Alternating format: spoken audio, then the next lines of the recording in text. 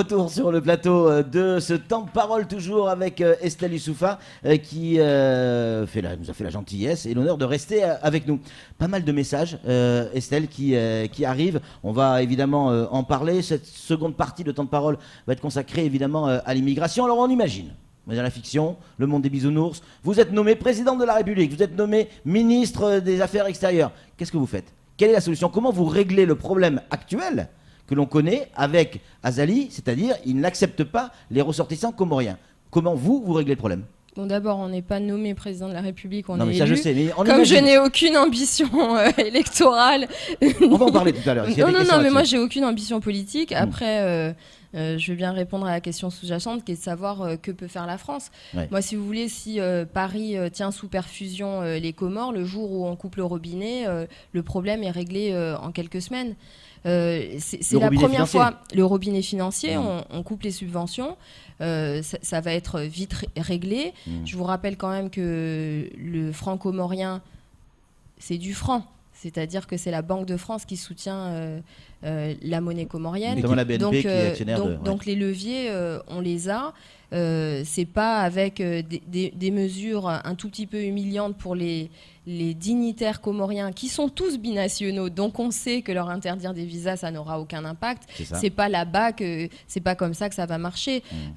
Si vous voulez, ce qui est affligeant dans cette situation, c'est le fait que Paris ménage Moroni aux dépens de Mayotte. Et c'est ça qu'on souhaite changer comme situation et rappeler que le premier rôle de la diplomatie française, c'est de protéger les ressortissants français, c'est pas de ménager Moroni. Évidemment, ce qui est sous-jacent dans cette situation, c'est la tension politique aux Comores et c'est la question gazière qui est le problème central de la région.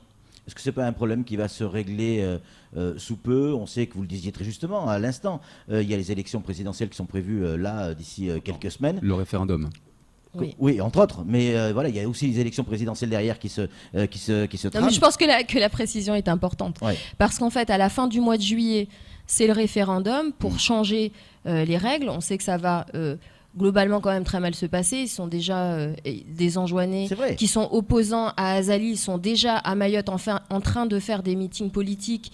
Donc on sait que l'agitation politique qui a lieu aux Comores est déjà en train d'avoir un impact à Mayotte et que ça peut dégénérer très vite. Et l'enjeu, parce que je pense que pour les auditeurs qui sont et les téléspectateurs de Kwesi, il faut bien comprendre la question de l'agitation qui est en train en ce moment de secouer les Comores. C'est sur la question de qui sera au pouvoir pour les prochaines années. Il y a une tournante et en l'occurrence Azali est pris de la maladie qu'il y a sur tout le continent africain, qui est une constitutionnite où il veut absolument changer la constitution. L'enjeu, c'est pas uniquement c'est pas uniquement le pouvoir, c'est être au pouvoir quand les recettes gazières vont arriver aux Comores. D'ici 2 ans, l'exploitation de gaz va commencer à porter ses fruits aux Comores. Il y aura de l'argent qui va rentrer. Et donc, l'enjeu, aujourd'hui, de la bataille politique, c'est de savoir qui aura les clés du coffre. Donc, penser que ça va se régler, c'est une erreur. Je pense que c'est une crise majeure qui est en train de traverser, que sont en train de traverser les Comores. Et l'enjeu est tel que les partis ne vont pas se calmer. Il faut vraiment avoir conscience de la gravité. Et c'est pour ça tout à l'heure que je parlais d'un moment historique. Parce qu'une fois que les Comores auront les moyens de leurs ambitions territoriales sur Mayotte, ça ne va plus être une discussion à l'ONU ou à l'EUA. Oui, c'est clair. Ce sera armé et ce sera violent. Et vu que depuis l'indépendance, l'unique discours constant des Comores est sur Mayotte, moi je doute qu'ils changent d'idée. Nous, on change de gouvernement à Paris, mais aux Comores, ils ne changent jamais d'idée. Sur Mayotte, il s'agit d'avoir un jour Mayotte, point. Estelle, on reçoit pas mal de messages, notamment celui-là, je vais le lire. Elle n'a qu'à se faire élire pour défendre les Mahorais au lieu de faire monter les nationalistes. Madame Youssouffa veut exister en surfant sur le racisme et la xénophobie, c'est une honte. Votre sentiment ? Alors, moi, j'ai aucune ambition politique. C'est pas mon sujet, c'est pas mon propos. Je suis comme tous les citoyens. J'ai aussi le droit de prendre la parole et de partager, de participer au débat public. Pas plus ni moins que quelqu'un.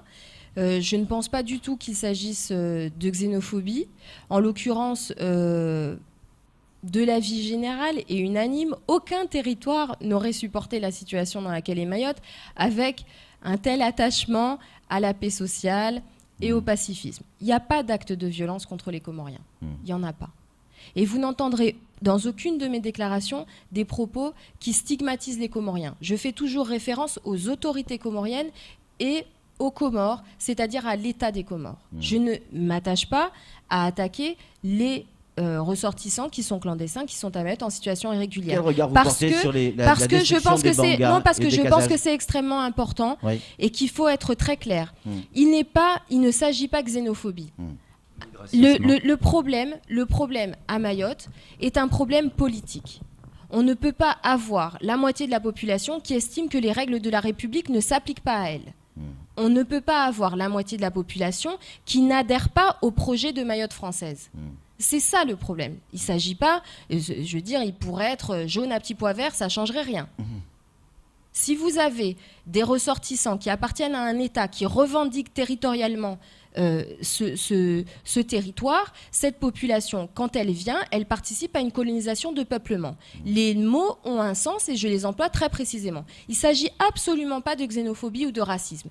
Les Mahorais on a tous des liens familiaux et culturels avec les Comores. Ce n'est pas le sujet. Le sujet est politique. Et avoir cette vision en nous renvoyant à des questions de xénophobie et de racisme, c'est en fait en faire preuve. Parce que la vérité, c'est que pour un Mzungu, tous les Noirs sont des Noirs, donc les Comoriens et les Mahorais sont tous les mêmes. C'est pas le sujet. Faut arrêter et faut vraiment prendre conscience, se pencher sur l'histoire de Mayotte. Samuel, une réaction sur effectivement le problème de l'immigration à Mayotte et la vision de Estelle, même si elle n'a pas répondu sur la destruction des bangas et les décasages. Non, les décasages, je pense que c'est un constat d'échec terrible pour l'état de droit et que c'est très facile de laisser et de jeter l'opprobre sur les Mahorais qui, en dernier recours, vont procéder au décasage parce qu'ils ont tout tenté légalement. Mais on est dans une situation qui est on est dans une situation ubuesque. Je ne les cautionne pas, mais je ne peux pas les condamner. Je suis très claire parce que je pense c'est dur ce que vous dites. Oui, c'est très dur parce que c'est l'État. Mais qu'est-ce qui est... Mais attendez, l'occupation des sols est illégale. Construire des bâtiments est illégal. Et l'État ne fait rien. Les Mahorais qui ont recours au décasage ont tous lancé les recours légaux, ont tous alerté les autorités, ont été patients. Ils vont prévenir les personnes lors des décasages avant pour leur dire de partir. Ils vont prévenir les propriétaires en disant vous ne pouvez pas continuer l'hébergement de personnes clandestines. Ça aussi, c'est illégal. Le seul moment où les autorités se déploient, c'est pour protéger les clandestins. On est dans une situation où la République va se mettre au service des clandestins et ne protège pas ses propres ressortissants. Il est là fondamentalement le problème. On ne peut pas condamner les décasages et après passivement dire oui mais écoutez, patientons. Patientons parce qu'en fait, on continue à occuper les terrains, on continue à construire et ce sont les Mahorais qui doivent payer les taxes sur ces terrains et qui ne peuvent pas tirer les revenus que ces terrains doivent générer. Soit ce sont des terrains agricoles, soit ce sont des terrains qui devraient être construits. Donc la situation, elle est dramatique. Et quand les populations ont recours au décasage, c'est en dernier recours et c'est un acte de désespoir. C'est un acte de désespoir qui doit sonner l'alarme. Et on voit que les autorités ne comprennent rien, que leur seul propos, c'est de dire non mais là, vraiment, vraiment, c'est les droits de l'homme minimum, il faut protéger les clandestins. Mais pour les Mahorais, c'est la dernière des trahisons. Ils ont déjà été abandonnés. On voit que quand les terrains sont squattés, l'État est complètement passif. Et en plus, quand ils essayent eux-mêmes de régler le problème parce que l'État ne bouge pas, là, ce sont les Mahorais qui sont condamnés et en plus, on les condamne publiquement, on jette l'opprobre, on leur dit « Ah oui, les décasages, c'est mal ». Quelle est la réponse de l'État là-dessus ? Oui, justement, Estelle, le postulat que vous décrivez est incontestable. Mais quelle est la solution selon vous ? Moi, j'y réfléchis souvent, je me dis qu'est-ce que l'on pourrait faire quand je regarde Manga Télé sur les hauteurs de Kaweni, quand je regarde Cavani Sud, il y a 74 villages à Mayotte et 53 bidonvilles. C'est des dizaines de milliers de personnes qui sont en occupation illégale. Moi, vous savez, quand j'ai observé le démantèlement de Notre-Dame-des-Landes ou de la jungle à Calais, l'État, quand il a décidé d'agir sur une situation, il le fait. Et je vais être très claire. La situation qu'il y a derrière nous à Kaweni est une tragédie humaine. Mais le pire est à venir. Le pire est à venir parce que vous savez tous ici que Mayotte est une île qui est vulnérable au risque cyclonique. S'il y a un cyclone, ce sera une tragédie humaine à côté. Les Mahorais, aujourd'hui, ont la chance d'avoir, pour la plupart d'entre eux, des bâtiments en dur, de loger maintenant dans des bâtiments en dur. Toutes les constructions qui sont des taudis, qui sont des bâtiments de fortune, ce sont les clandestins. La grande majorité, ce sont les clandestins qui vivent là-dedans. Ça, ce sont des bâtiments qui ne résisteront pas au moindre coup de vent. S'il y a un cyclone, et il y a des cyclones dévastateurs une fois par décennie à Mayotte, c'est des milliers de morts. Ce sera une boucherie. Et le pire, c'est que comme on est sous-dimensionné au niveau sanitaire et au niveau des secours, les Mahorais iront faire barrage de leur corps pour que la seule ambulance de l'île aille secourir des Mahorais. Moi je l'explique très clairement aux autorités à Paris. Je leur dis, vous pensez que vous avez un problème d'image si vous envoyez des gendarmes Zongo aller évacuer Kaweni, parce qu'ils disent, oui, mais tu te rends compte, en termes d'image, c'est mal, oulala. Je dis, vous pensez que là, vous avez un problème d'image. Vous pensez que là, c'est du infaisable. Attendez qu'il y ait une tragédie et une catastrophe naturelle, un éboulement, un glissement de terrain. Un gros séisme, c'est dans l'actualité. Il faut comprendre quand même que la topologie de Mayotte, elle est particulière, parce que comme on est sur un relief qui est très accidenté, les zones sur lesquelles vont construire les clandestins sont des zones sur lesquelles les Mahorais n'allaient pas construire parce qu'elles étaient dangereuses. C'est ça qui est grave dans l'ignorance au niveau des autorités. C'est lourd de conséquences. Ces personnes vivent dans des conditions complètement indignes. Vous croyez sincèrement qu'ils l'ignorent ? Mais c'est bien le problème. L'inertie de l'État, c'est ceux qu'on essaye de combattre. Mais alors, ça veut dire quoi ? Mais si vous voulez, le savent, ça veut dire quoi ? Non, mais si vous voulez, le discours, c'est à chaque fois, on a un nouveau gouvernement, on a de nouvelles équipes qui reviennent. Oulala, la situation à Mayotte, refaisons le diagnostic. On vient à nouveau d'avoir le cirque habituel avec un nouveau ministre, un nouveau gouvernement. Ouh, je m'alarme. Oh là là, mais qu'est-ce qu'on fait ? Annick Girardin a dit, nous ne sommes pas rien. Prêts. C'est-à-dire que le plan qui a été annoncé, c'est 1,5 milliard d'argent qui avait déjà été programmé pour Mayotte. Il n'y a pas 1 euro neuf. Donc vous ne pouvez pas avoir le chef de l'État, le chef du gouvernement et la ministre qui, il y a quelques mois, quand ils arrivent aux affaires, disent « la situation est catastrophique à Mayotte, l'État a manqué à tous ses devoirs » et 6 mois après une mobilisation historique, avoir... Mais la montagne qui accouche d'une souris, avec un petit emballage médiatique d'annonces qui ne sont pas des annonces parce qu'en fait c'était déjà prévu, c'est-à-dire que l'effort de l'État est sous-dimensionné à Mayotte, qui reste sous-dimensionné, et que l'inertie à Mayotte devient criminelle. Elle est criminelle envers les personnes qui sont en situation irrégulière, et elle est irresponsable vis-à-vis des Mahorais. Mais elle sera lourde de conséquences au niveau de la souveraineté. C'est ça l'indignation qui nous habite. C'est ça qui fait que nous tous, on est en train de se mobiliser pour être entendus à Paris. Notre chance aujourd'hui, c'est qu'on n'est pas dans les années 70. On n'est plus à 10 000 km et inaudible. Aujourd'hui, on a Facebook, on peut se déplacer facilement et on se fait entendre. Et c'est notre chance, parce que Mayotte est peut-être petite, mais elle n'est pas insignifiante. On est dans une zone qui est capitale au niveau géostratégique. On a dans notre zone, dans notre bassin du canal du Mozambique, les plus grosses réserves de gaz au monde. Aussi grosses que celles que l'Iran et le Qatar. Et vous allez me dire que Mayotte coûte cher, qu'on ne sert à rien ?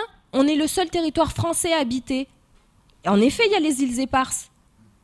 Mais le seul territoire français habité avec une base d'écoute de la Marine nationale et une base pour un port en eau profonde, avec une population et une administration, évidemment qu'on est cruciaux et qu'on est importants. Donc il n'est pas question qu'on considère Mayotte simplement comme un caillou et puis on en fait ce qu'on veut. Il y a une population, elle est française, elle a son mot à dire. À vous entendre, je lis, à vous entendre, il n'y a plus qu'une solution, le suicide collectif, il n'y a plus que ça. Mais certainement pas. Non, mais les dépressifs du matin, certainement pas. Évidemment que non. Mayotte a toujours écrit son histoire, Mayotte Ouais. a changé le cours de l'histoire et ce Ouais. sont les hommes et les femmes qui font l'histoire. C'est à nous de l'écrire et on est en train de le faire. Moi, je pense qu'il faut prendre absolument au sérieux les propos des Mahorais. Ouais. Et il faut se rappeler que lors de l'indépendance, ce sont les Mahorais qui ont exigé qu'il y ait le recompte île par île. C'est nous qui avons forcé la main de Paris et on continuera. Les Mahorais, on ne renonce pas. On est des gens très patients. C'est sûr. Très patients. Et la perception des Mzungu, c'est qu'on est même passif. C'est une erreur. On est patient, mais on est vigilant et actif. Il y a Attention à Mzungu l'eau qui qui envoie un dort. message qui vous dit Estelle, on vous aime, et il signe un Mzungu.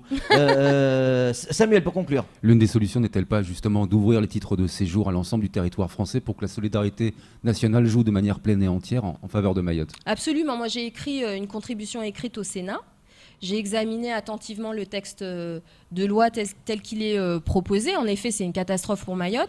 Après, il faut comprendre qu'en effet, les décrets d'application feront ou non que le nouveau texte sera appliqué à Mayotte. Mais de toute façon, il est certain que les titres de séjour qui continuent à être délivrés au jour d'aujourd'hui posent un vrai problème pour Mayotte parce qu'ils sont territorialisés.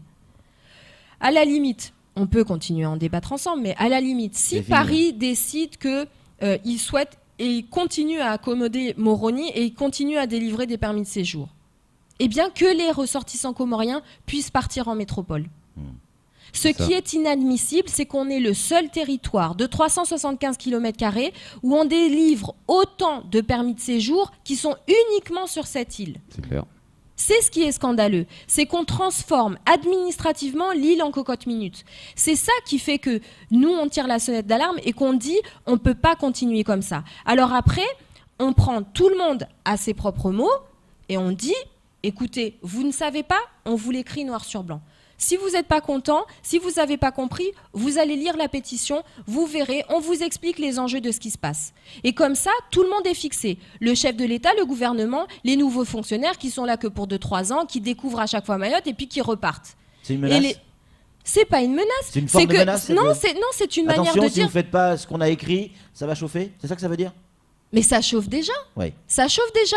Mais qu'on ne nous fasse pas le coup du fait accompli, où on nous dit après, ah oui, mais vous voyez, en fait, on n'avait pas compris ce que vous êtes en train d'expliquer, de dire, il faut savoir d'où on vient. Ah ben là, on pose très clairement d'où on vient. Nous, on vous rappelle qu'historiquement, Mayotte n'a jamais fait partie des Comores, ne fera jamais partie des Comores, et qu'on a des raisons qui sont très claires, ce pourquoi on ne veut pas en faire partie. On a un attachement à la République, on adhère aux principes de la République, et les Mahorais n'ont jamais changé de choix. Et il ne s'agit pas de laisser l'île être maintenant totalement abandonnée aux Comores, de facto avec la population qui est comorienne. Et nous, en effet, à Mayotte, on est des gens sympathique, souriant, très patient, mais très vigilant. Merci beaucoup Estelle Youssoupha Merci à d'être vous. venue sur ce plateau. C'est tout pour ce temps de parole. Tout de suite, la suite de nos programmes.